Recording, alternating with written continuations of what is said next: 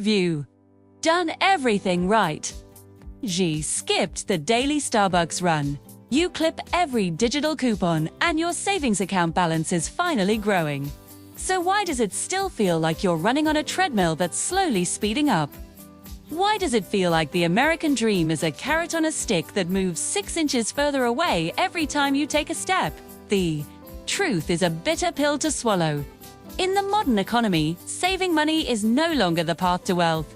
In fact, if your only plan is to stockpile cash, you're not just staying still. You're falling behind.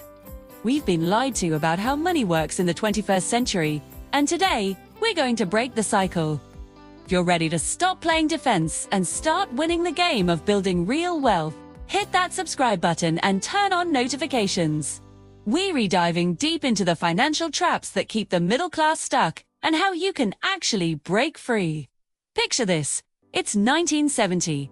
Your grandfather works a steady job, puts a portion of his paycheck into a standard savings account, a bow, and by the time he retires, he has enough to buy a lake house and a boat.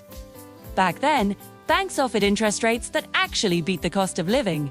Today, your high-yield savings account is likely offering you a fraction of a percent, while the price of eggs, rent, and healthcare rockets toward the moon. This is the first reason why saving isn't enough. The invisible tax called inflation.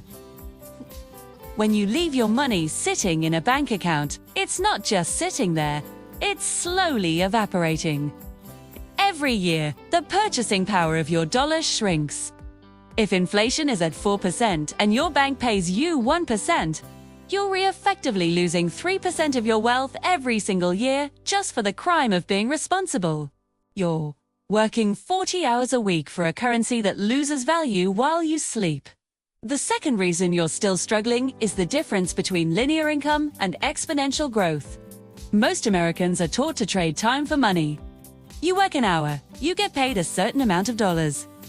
This is a linear relationship. The problem is that time is a finite resource. You only have 24 hours in a day, and you can't work all of them. The wealthy don't focus on saving their wages. They focus on acquiring assets that decouple their income from their time. While you're saving up for a rainy day, the elite are buying pieces of businesses, real estate, and intellectual property. They understand that you save your way to $1 million on a standard salary when the cost of a starter home in some states is now $500,000. You're playing a game with a ceiling, while the real players are using ladders. Now, let's talk about the psychological trap of the frugality mindset. We're bombarded with advice, telling us to cut out the small joys. Don't buy that avocado toast. Don't go to the movies. Thick. While being mindful of your spending is important, you can't shrink your way to greatness. There is a limit to how much you can cut, but there is no limit to how much you can earn. If you spend all your mental energy worrying about whether you should spend $5 on a coffee, you have zero mental energy left to figure out how to start a side business or negotiate a $20,000 raise. You're focusing on the pennies while the dollars are flying over your head. This scarcity mindset keeps you small. It keeps you focused on survival instead of expansion. Another massive hurdle is the tax system. In the United States, earned income, the money you get from your job, is taxed at the highest rates. If you're a high earner who just saves their paycheck, you're giving a massive chunk of your labor to the government before you even see it. However, if you shift your focus from saving to investing, you tap into capital gains and dividends, which are often taxed at much lower rates. The system is literally designed to reward people who own things and punish people who only work for things. By just saving, you're choosing to stay in the most heavily taxed category of human existence. So, what's the solution?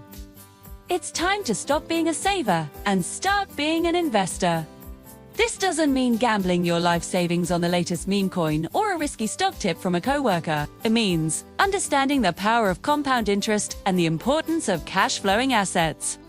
You need to put your dollars to work. Think of every dollar as a little soldier. If you keep them in a bank account, they're just sitting in the barracks, bored and losing morale. If you invest them, they're out on the battlefield, capturing more dollars and bringing them back to you. Over time, those new dollars start capturing even more dollars. That's how wealth is actually built in America. The gap between the rich and the poor isn't just about how much money they have.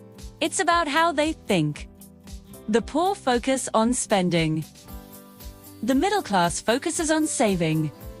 The wealthy focus on investing and cash flow. Want to change your financial destination? You have to change your vehicle. Stop trying to win a Formula One race in a minivan. It's time to educate yourself on how markets work, how debt can be used as a tool rather than a burden, and how to create multiple streams of income.